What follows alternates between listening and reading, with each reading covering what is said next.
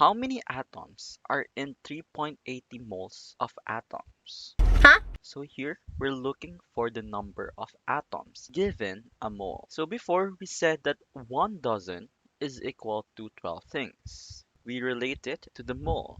We said that 1 mole is equal to 6.02 times 10 raised to 23rd power things. Now these things could be the atoms, molecule, or particle.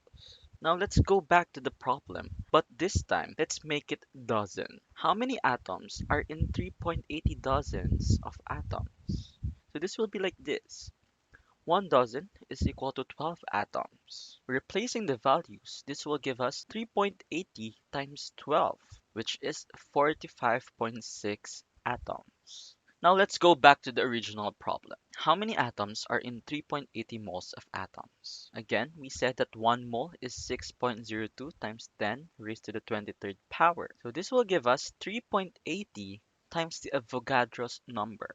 The result will be 2.2876 times 10 raised to the 24th power. Minding the significant figures, the answer will be 2.29 times 10 raised to the 24th power atoms. So this is just a multiplication problem.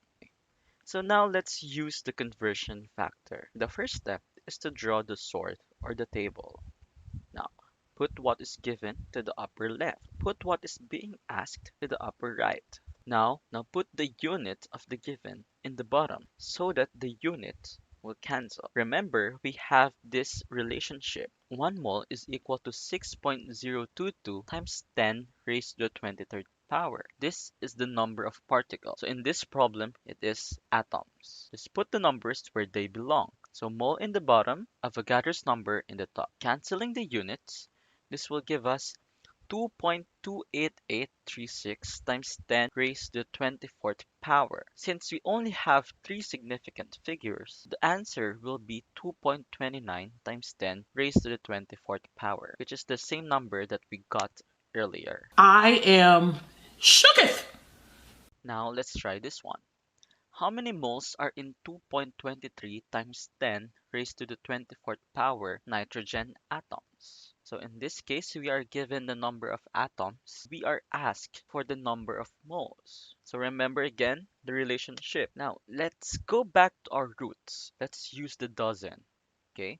How many dozens are in 2.23 times 10 raised to the 24th power nitrogen atoms? So we will have the equation 2.23 times 10 raised to the 24th power divided by 12. Just to give you an image on how big this number is, this number, the given, is this big. That's why we use the scientific notation. So solving for this, we will have 1.86 times 10 raised to the 23rd power dozens. Now let's apply this simple division problem to the original question. So how many moles are in 2.23 times 10 raised to the 24th nitrogen atoms? Divide the given by the Avogadro's number. This will give us 3.73, etc., etc. number of moles. Since we have three significant figures, the answer is 3.70 moles. Now let's try to solve this using the conversion factor.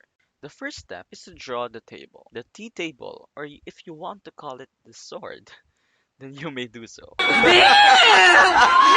Again, put the given to the upper left. Put what is being asked to the upper right. Cancel the atoms. You should have atoms in the bottom. Boom. Now remember the relationship that we have.